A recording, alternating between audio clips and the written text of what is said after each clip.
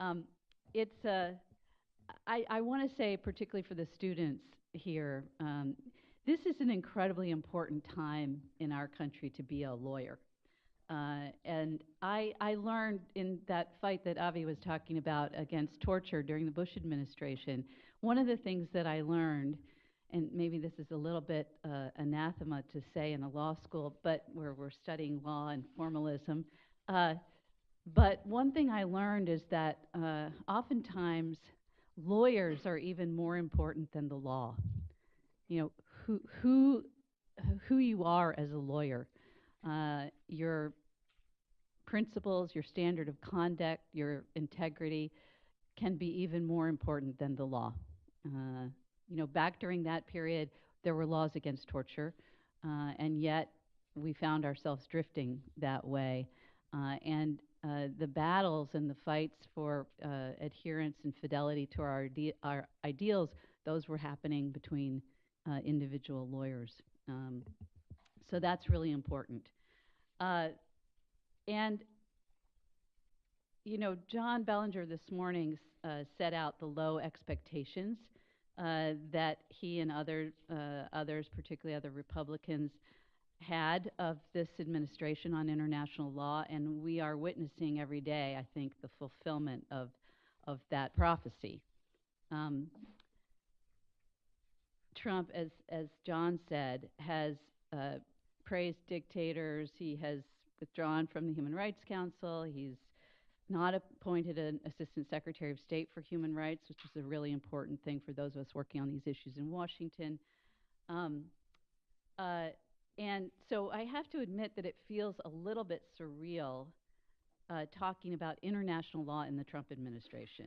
We have a president that seems to have a hostile relationship with facts and is mostly seems disinterested in law, international or otherwise.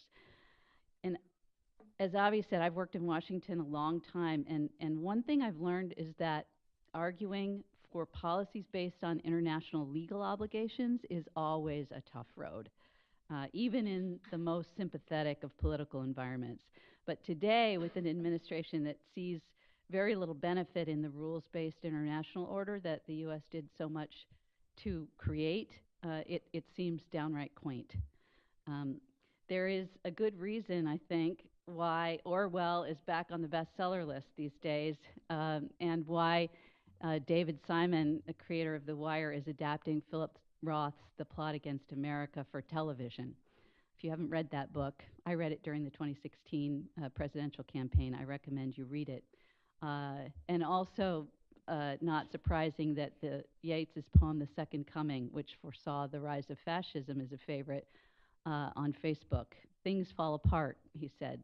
The center cannot hold. But so far, the center seems to be holding. Our democratic institutions appear for the most part, to be up to the challenge, and the media, the courts, and Congress, to varying degrees, have served as a check on the Trump administration's efforts to impose its vision on the country.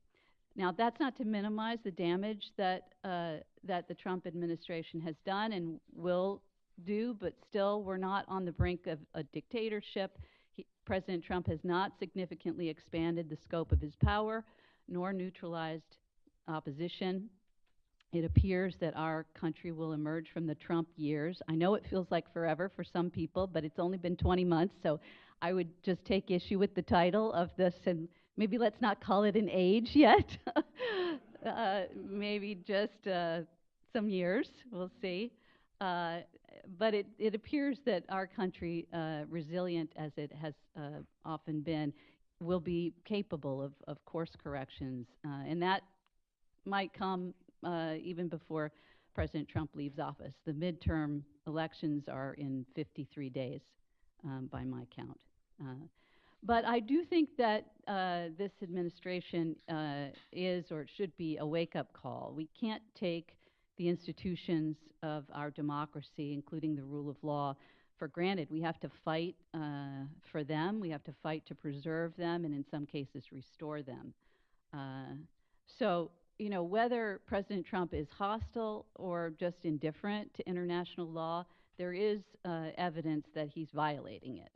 Um, I have spent most of my career as an activist, so I have a penchant, a kind of bias towards action and against spending a lot of time admiring the problem. So mostly, I think, you know, my instinct is to ask the question, what are we going to do about it?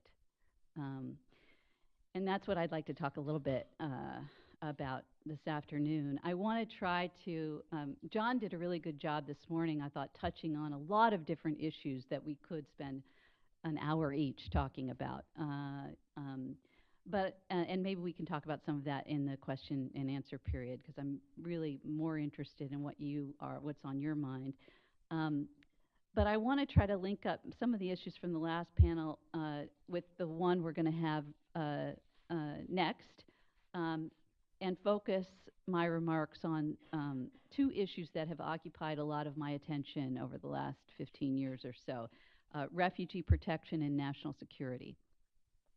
In fact, I want to commend to you my former organization. I'm practicing calling it that because having been there so long, it's hard to think about myself as separate from Human Rights First. But if you go on the website, you'll see a very helpful blueprint that was just issued a couple of days ago called How to Address the Global Refugee Crisis and Safeguard U.S. National Security. This is a policy blueprint which we put out blueprints like this that put forward very concrete suggestions for what we think the government ought to do to solve challenging human rights problems. So it seems obvious that refugee protection, like the broader issue of immigration, is linked to national security. Obviously, the United States has a clear interest in ensuring that dangerous people don't come into our country. So when we think about national security and immigration or refugee protection, we often think about the border and how do we keep people out. This is certainly a lot on the president's mind, who talks a lot about a wall. Yet this intense political politicization, really, of this is relatively new. I mean, it's true that over times in our history, we've had debates about whether to take in immigrants and refugees, and that those have touched on national security questions, especially when these immigrants or refugees have come from countries that the United States regards as enemies. Most often, though, politicians and others have sought to block immigrants and refugees not on national security grounds, but because they pose a supposed threat to the American social fabric or to jobs that Americans workers might want, or to the budget. But that really changed a lot after 9/11, which led to a massive increase in funding for immigration enforcement and stepped up efforts to block, detain, and deport immigrants who pose a security threat. In the months after 9/11, Congress passed a bunch of legislation: the Patriot Act, the Homeland Security Act, the Enhanced Border Security and Visa Entry Enforcement Reform Act. And there were immediate implications for immigrants from certain parts of the world, the Middle East and Southeast Asia. And before long, those from Latin America also were similarly affected. And those included refugees. Teresa Miller is a legal scholar, not related to Stephen Miller in the White House, noted that after the attacks of 9/11, the zero-tolerance enforcement of immigration laws was extended to immigrants who had not passed through the criminal justice system in any way, such as asylum seekers or undocumented immigrants. And so the issue of refugee protection became entangled in the so-called war against terror. 9/11, for example, gave us new provisions of law, like material support provisions, under which the government ended up often treating victims of terrorism as if they were terrorists. And ever since 9/11, politicians from both parties have cited security threats, some real, some exaggerated, some imagined, to slam the door on refugees. It's important to remember that the mounting hostility toward asylum seekers and other refugees predates the Trump presidency. But President Trump has taken it to dangerous new depths, I think. I've been working in this field, as I said, for 3 decades, and in that time, there have been a lot of changes in law and policy relating to these issues, some of them ill-considered and often grounded in a fundamental misunderstanding of who refugees are and why they flee. But I've never in all that time seen refugees. These are people who are running for their lives from persecution and violence, demonized in the way that we're seeing today. President Trump is exploiting real security problems, threats from terrorist groups like ISIS and criminal gangs like MS-13, to sell policies that undermine our country's historic commitment to refugees and inflict horrible suffering on people, many of them children who have already suffered unspeakable harm. John mentioned the national security strategy this morning, and it's notable in the national security strategy that President Trump sees immigrants and refugees as a core threat to national security.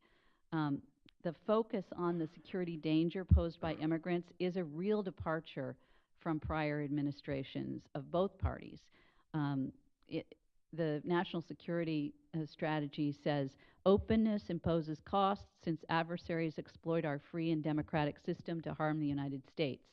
The president there advocates enhancing the screening and vetting of travelers, closing dangerous loopholes, revising outdated laws, and eliminating easily exploited vulnerabilities, and vows to reform our immigration system, which, contrary to our national interests and national security, allows for randomized entry and extended family chain migration. This is from the National Security Strategy.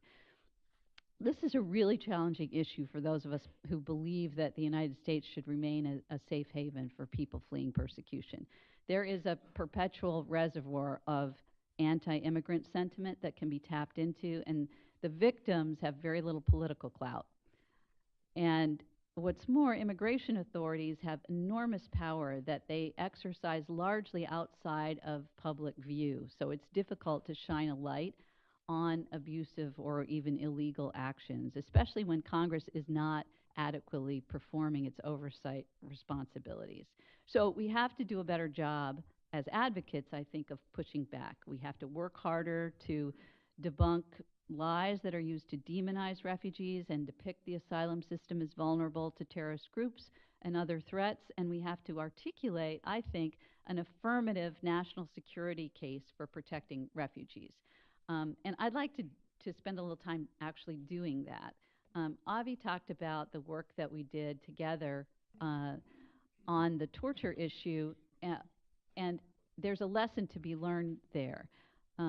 What we were curious about in a period of time 2 administrations ago was whether the argument that torture was essential to our national security was really accurate. And because as a human rights organization, we weren't experts in effective interrogation. We didn't know what worked and what didn't work. We decided to ask people who knew, and that's how we came into contact with retired military leaders, interrogators, and intelligence professionals who we discovered when we asked them that they were deeply concerned about the drift away from the adherence to the Geneva Conventions, not only because it put our own troops in danger in future conflicts, but they felt quite strongly that it was undermining the ability to gain actionable intelligence in a conflict where intelligence was really everything in defeating a terrorist enemy. So I think there is a national security case to be made for protection of refugees. And that's what this blueprint, I think, tries to do, not only make that case, but set out specific recommendations for what the U.S. government could be doing. But I want to take a minute before I do that just to review the history of American leadership on refugee protection so it's clear what's at stake, and also the mounting threats to refugees so you understand what we're up against. So a little bit of history. After the mass displacement and inhumane treatment of refugees after World War II, the world came together to produce not only the Universal Declaration of Human Rights, which is celebrating its 70th anniversary this year. If you haven't read it recently, I recommend you go back and read it. That's a document that, while many might think of it as kind of an aspirational, sort of soft document about how we wish the world was, take a look at it because it is really a security document.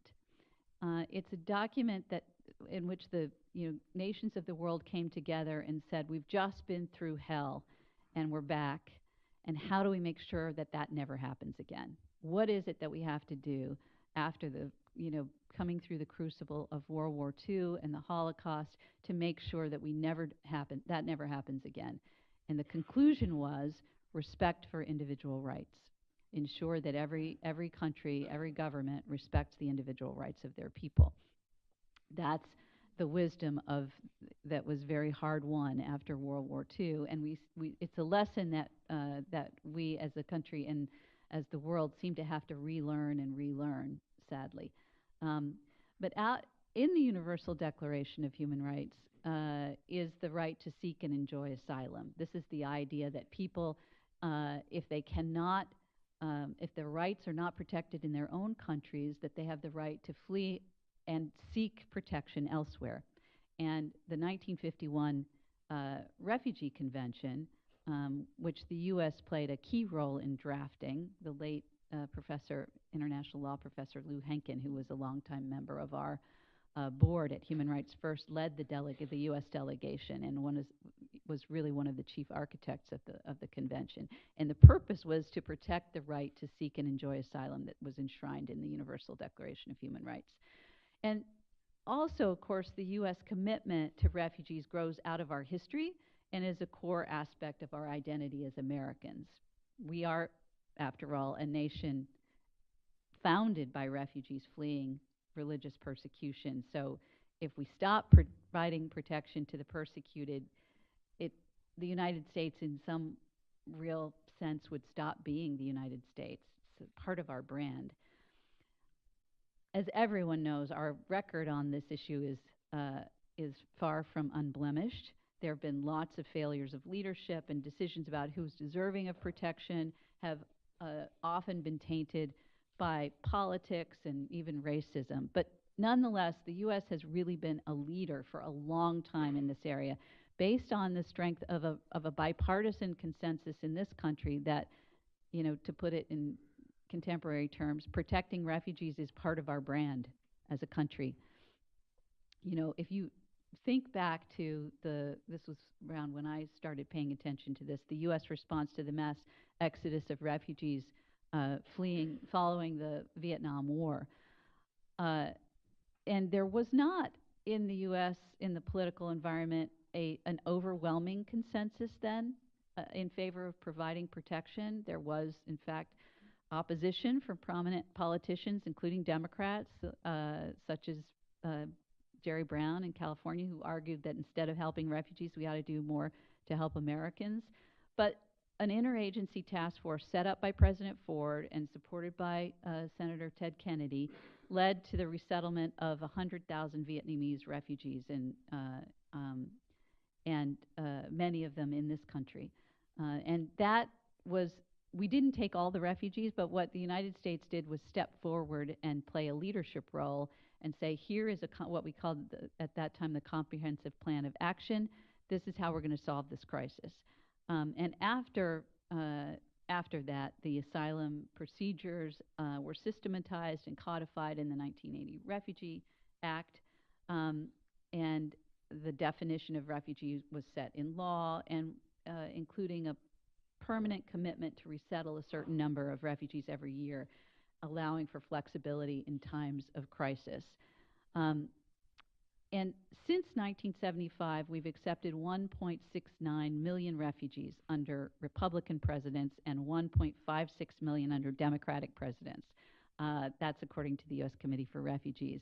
As President Reagan said in his farewell speech, the U.S. is, quote, still a beacon, still a magnet for all who must have freedom, for all the pilgrims, from all the lost places who are hurtling through the darkness toward home. Very inspiring endorsement of what it means to be a beacon to the persecuted.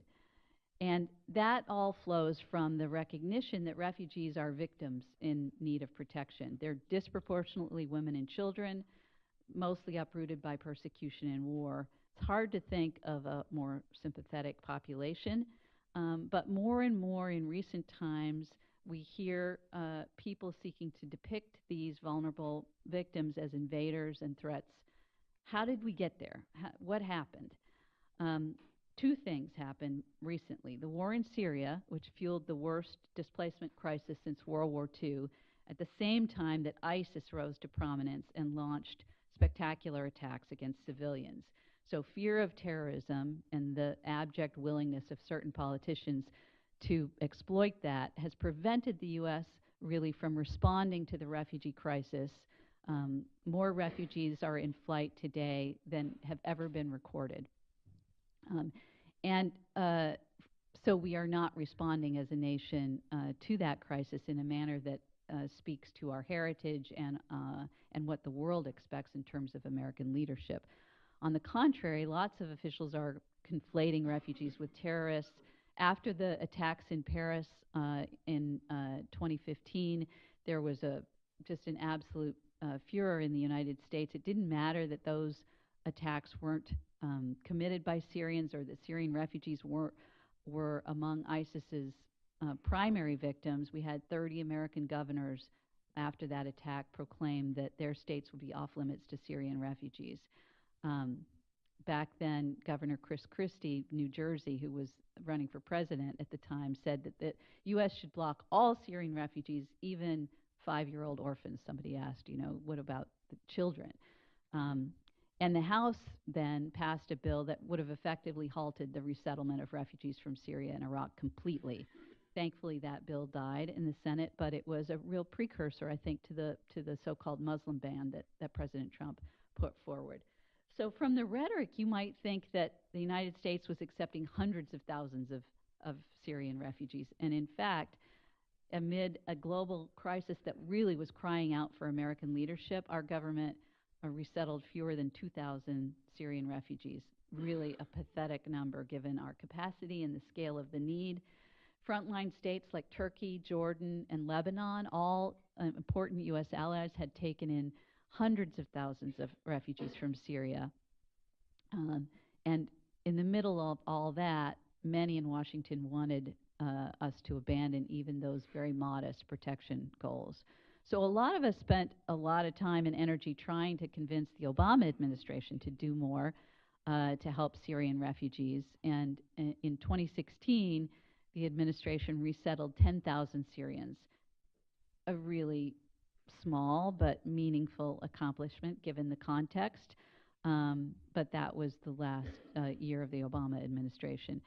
And there's another part of the global refugee situation closer to home that we've seen a lot of press attention to, and that's the violence and political instability in the northern triangle of Central America, Guatemala, El Salvador, and Honduras, which had triggered a mass exodus that included thousands of unaccompanied children.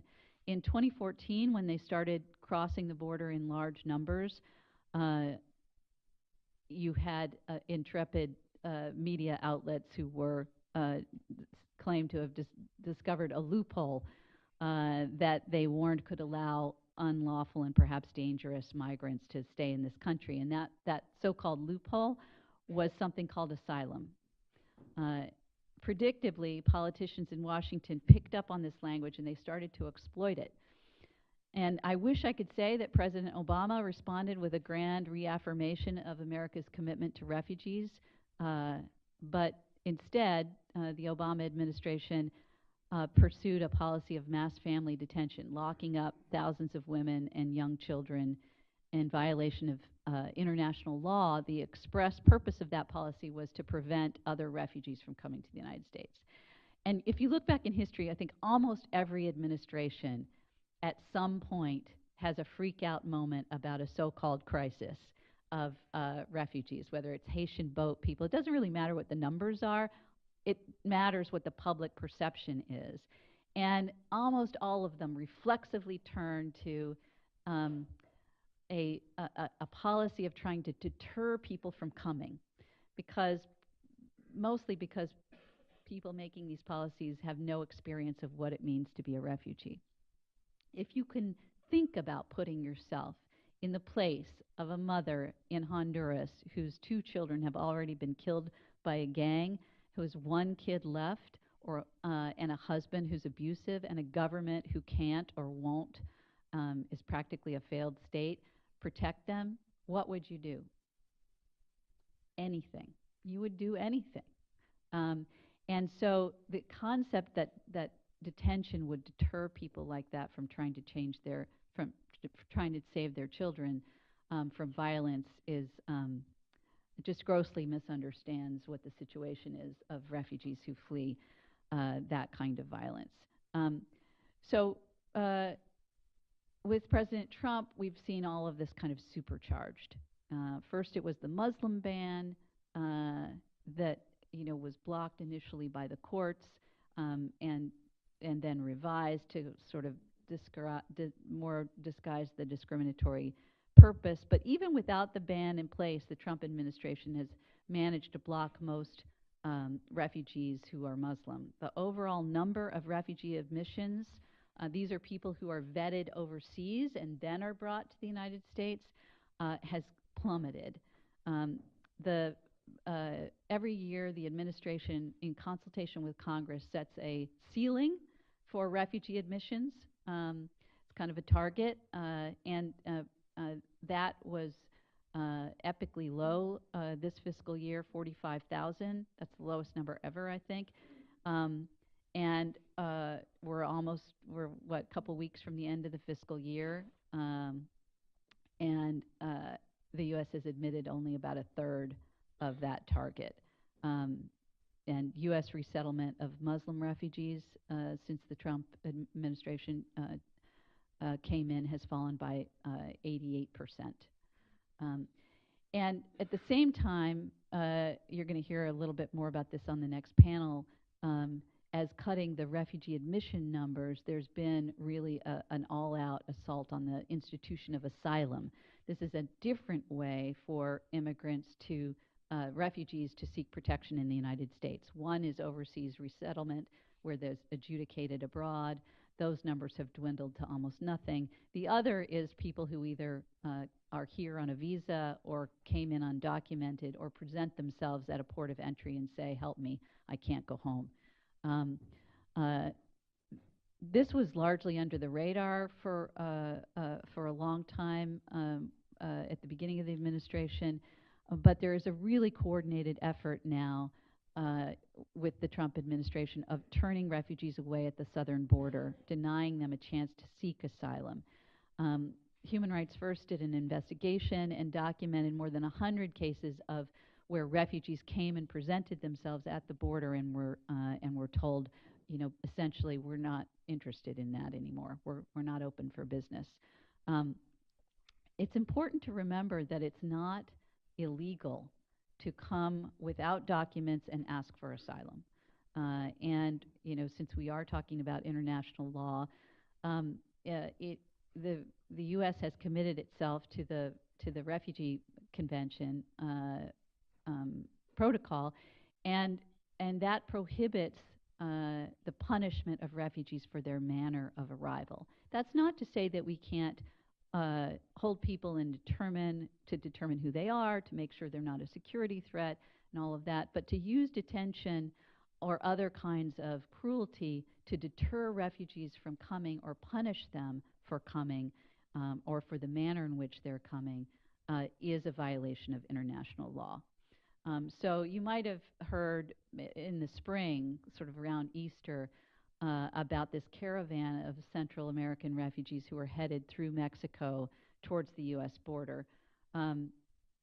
Never mind that many of them had escaped persecution and brutality, or that the caravan was an annual project by refugee advocates who were trying to bring attention to the situation in their countries.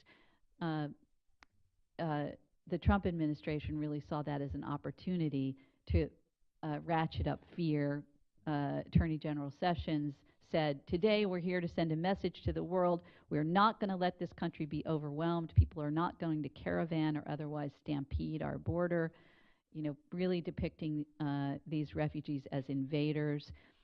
So we have expanded immigration detention. We have, for the first time, really the prosecution of asylum seekers for illegal entry. That's really how the family separation policy that has gotten so much attention and so much bipartisan concern about that, it really comes from the policy of prosecuting people for illegal entry, because once you criminally prosecute people, you can't hold those children in that facility. So that's what led to the family separation. There was such an outcry against that policy that that President Trump had to backtrack on it. But if you saw the New York Times this week, the overall number of detained migrant children has exploded to the highest number ever recorded. The U.S., our country, is now detaining 12,800 children. Those are your tax dollars at work. And you may hear about this in more detail on the panel that follows, but the Attorney General also recently essentially changed the law on asylum by announcing that now most victims of domestic violence and gang violence, so-called private violence, are no longer going to be eligible to qualify for asylum.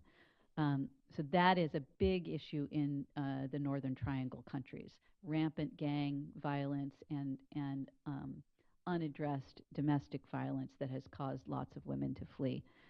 So the good news, I guess, is that in many ways the Trump administration may be overplaying a strong political hand, because now we're talking about, people are talking about how concerned they are about putting children in cages. There are bills in Congress now that would end the family separation policy. So more and more, I think people are seeing this for what it is. It's an assault on vulnerable people. So that provides an opening for those of us who want the U.S. government to live up to its ideals and protect the human rights of refugees. It's tempting to think that the truth no longer matters, that all that matters is the size of your microphone, but I don't buy that. The facts need to matter. One fact is that the unauthorized border crossings have dropped to a 45-year low. Another is that there are effective safeguards to block people who pose a genuine threat. Refugees are the most highly vetted people brought into the country when they're resettled here. There's nobody who gets more vetting than refugees. So we need to counter these narratives and put a human face on these issues. And so the press needs to play an important role in that. Most people, I think, when they understand what's going on at the border or with refugees who are being resettled from Syria or elsewhere, won't see this as necessary to protect our national security. They'll start to understand that national security is sometimes used as a pretext for another agenda. But it's not technically accurate, and here I want to make an affirmative case for a national security case for protecting refugees. I would argue that the real refugee crisis is the crisis of a failure of governments to live up to their, it's not a crisis of numbers of refugees, it's really a crisis of the failure to adhere to international law. But from a purely parochial U.S. national security standpoint, the failure to address the global refugee crisis and the demonization of refugees, particularly Muslim refugees, presents a national security threat in and of itself. And that's why you see so many national security experts, people, not human rights activists, but former secretaries of defense from both parties, former heads of the CIA, Department of Homeland Security, be so outspoken in challenging the president's demonization of refugees, particularly Muslim refugees, um, and restrictions on resettling refugees, particularly from the Middle East, Syrian refugees. We are hurting ourselves, not just undermining our reputation and our credibility. I mean, if you ask, um, why should the United States be protecting refugees? Well, you know, you could, of course, people might say, well, it's the right thing to do, it's the compassionate thing to do, it's part of our legal obligations. Um, but I think, particularly in the environment that we're operating in now, it's important for people to understand that the failure to address the refugee crisis poses national security threats for the United States. By failing to support our allies in the region, uh, Jordan, Lebanon, Turkey, who are where most of the Syrian refugees are being, have fled to and are staying, by failing to support them financially and rhetorically, diplomatically, we weaken those allies. We also, by failing to take refugees in, by continuing to dwindle those numbers, that the new number will get set sometime in the next few weeks. And there's talk about reducing that resettlement number further to 25,000, the lowest. That would be the lowest we have ever taken. Um, uh, that would be devastating to our allies in the region. We also see what happens when refugees lose faith in the promise that the international community made to them to protect them. That's when they get in boats and take risky voyages, try to get to Europe. Um, uh, you know, ISIS is in retreat in a lot of places, which is good news. But it, and if history is any guide, we'll see a kind of reinvention and reinvention, as we did with Al Qaeda and the Taliban. But national security experts agree that these groups can't defeat the United States and its allies on the battlefield. To thrive, those groups have to win the battle of ideas. And for many years, terrorist groups have sought to trigger fear. That's what terrorism is, right? To trigger fear-based responses from the United States that they can then use to propagandize against us. There's a really good reason why President Obama and um, the late Senator John McCain have both said that American ideals are an asset, not a liability, in the fight against terrorist groups. Um, so from a national security perspective, the animus toward Muslim refugees is kind of like the U.S. government's decision to use torture after 9/11. It wasn't just a violation, or it wasn't only a violation of international and domestic law. It was a PR gift to Al Qaeda, which used it to win recruits and sympathizers by depicting the United States as hostile to Islam, and it worked. So that's why a rejectionist approach to refugees, I think, is self-defeating, um, and and why I think so many national security experts have been so outspoken about this issue in particular. Hostility to refugees is also a thread that connects authoritarian governments and ascendant far-right movements, particularly in Europe, from Russia to Hungary to Italy. The United States should be bucking that trend, and instead we're supporting it and really fueling it.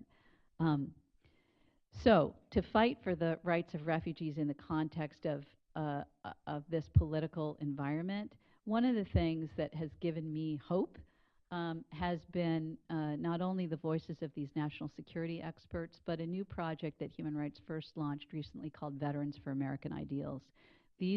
Thousands of veterans have now joined with us to stand up for refugees and to challenge anti-Muslim bigotry.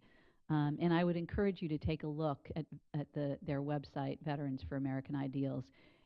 It's one of the most inspiring kind of silver linings of the current environment that I've seen. They are speaking out against the Trump administration's clampdown on refugees, and they're doing it because that is the reason that they put on the uniform in the first place. And I think in the end, if we're able to be united and resist appeals to prejudice and fear that that vision of hope rooted in history and in international law is what's going to prevail. Thanks.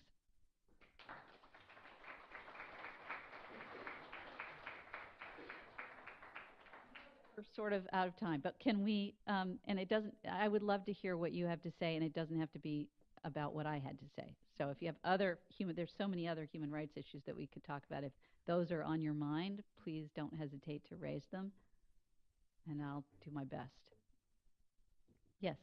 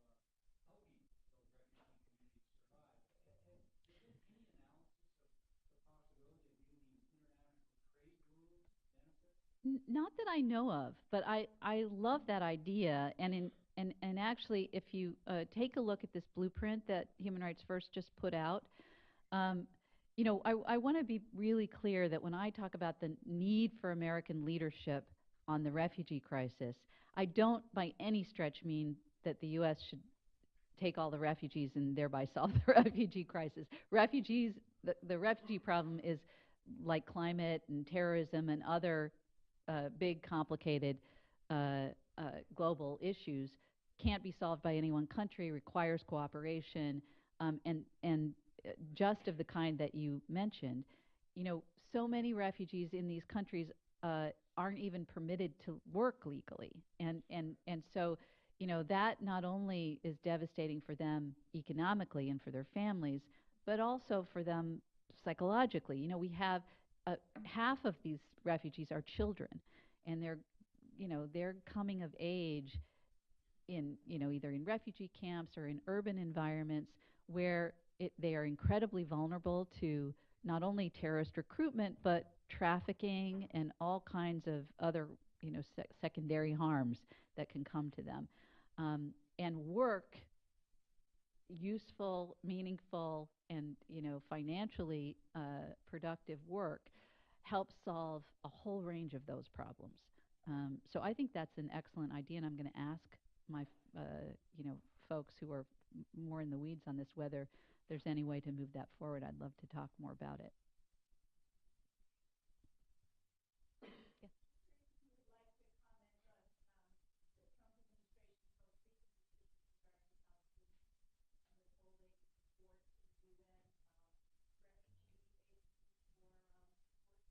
Yeah, so I haven't focused a lot on it, and to be honest, I just stepped down a couple of few months ago from leading this organization, Human Rights First, and I went straight down to Texas, and I've been working on a political campaign. So my brain is on issues like precinct, 17 and all that kind of stuff. So I haven't kept up with.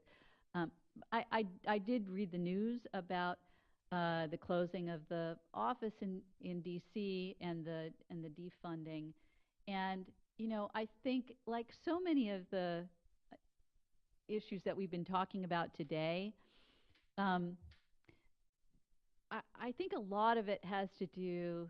There may be some people in the administration who ideologically have a game plan here, but I do feel like a lot of these steps are related to kind of just raw playing to a political uh, constituency, and they're counterproductive in many respects, but they're not hitched up, I don't think, to a real um, agenda, a real, and there are good things about that and bad things about that dynamic. But I do think, on the refugees, it's the administration also pulled out of negotiations on the global uh, compact, um, and and leaving the Human Rights Council, things like that. My own view is that, you know, if we're not in the game, then we can't have an impact. And these institutions, you know, particularly institutions based in or coming out of the UN, are almost invariably highly flawed and have lots of problems. That's kind of a given. But they're better when we're in them than they are when we're not. And I have seen that with respect to the Human Rights Council up close and personal. Absolutely, the reason given for withdrawing from the Human Rights Council was that the Human Rights Council is obsessed with criticizing Israel. That is absolutely true, and it's wrong and it's a scandal. Um, it's completely one-sided. But now that we're out, it's going to be a total mess. And actually, while the United States was in there, um, we made progress on lots of issues, including that one, including trying to blunt the absurd obsession with Israel. Like any other state, has human rights problems and is perfectly legitimate to criticize. Um, but there's no question that the Human Rights Council was uh, deeply warped on the issue of Israel. And the United States made a difference being in there, and now we're not going to be there, and watch what happens. Yes.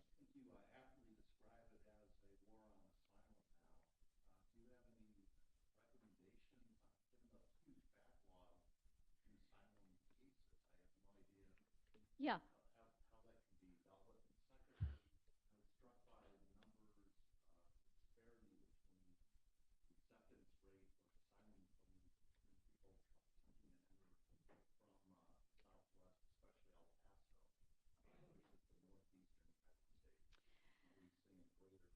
Yeah.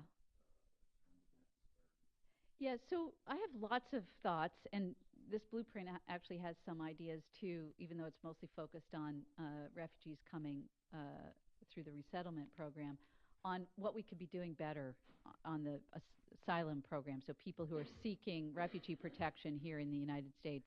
Um, you know, uh, the I don't think I had a chance to mention it, but maybe you're going to hear on the panel about the immigration judge system, and the complete, the one of the problems is there's a lack of sufficient funding for immigration courts. The other is that we are not using those resources in a smart way. So we are detaining people who we've already know that they're not going to be a threat. We're using that. That seems to be like an endless source of funding. If you want to detain immigrants, Congress is right there with you. But if you want to increase resources for adjudication, which, refugees, those of us who work with refugees have a real interest in making sure that cases get adjudicated in a timely way. There might be people who are trying to game the system who would like it to drag out longer, but, refugees usually have family members in danger abroad, and when their cases take so many years, it's terrible. So we want that system to work efficiently. One thing that we're doing now that is totally counterproductive and a waste of resources that is putting all these people through so-called credible fear interviews when it's quite obvious that people fleeing Venezuela don't need to go through credible fear interviews. This is the lower level screening to see whether you get to apply for asylum. And we're wasting resources doing those things that could be spent moving cases through the system. So there are lots and lots of things we could be doing better. Yes.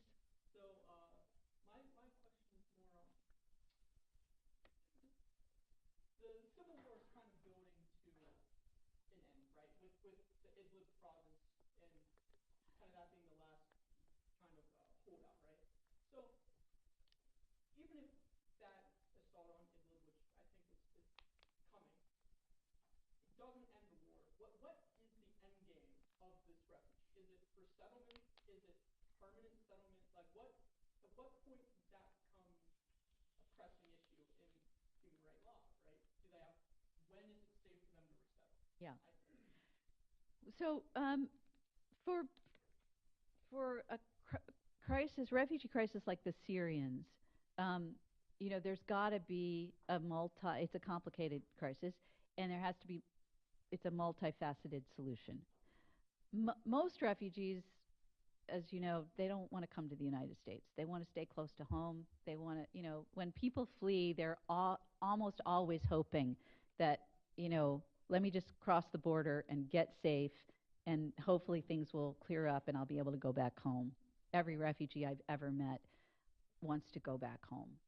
Um, and so, there are uh, what we there's not a lot of home to go back to in Syria. You've all seen the pictures. It's unclear how much return is really going to be reasonable, at least to some parts of Syria. So, we, for the United States, which is where we have, some influence over what our government does, what I would like to see is the U.S. coming forward and starting to propose a comprehensive solution for Syrian refugees that involves a mix of resettlement, of economic assistance and trade, maybe trade preferences that will help refugees survive in their countries of first asylum. That development aid that would help not only the refugees in those countries but the citizens of those countries, and so that bearing the burden of refugees isn't such a net negative for countries. If we think long term about the incentives that we want to create. So is what I would like to see from the United States, because and no other country is really in a position or has the kind of credibility to do that. Now, do I expect it from the Trump administration? I don't. But I think that those of us who want to think past the Trump administration, this crisis is going to go on for a long time, so we ought to be planning that now. Sorry, we're going to have to Yeah.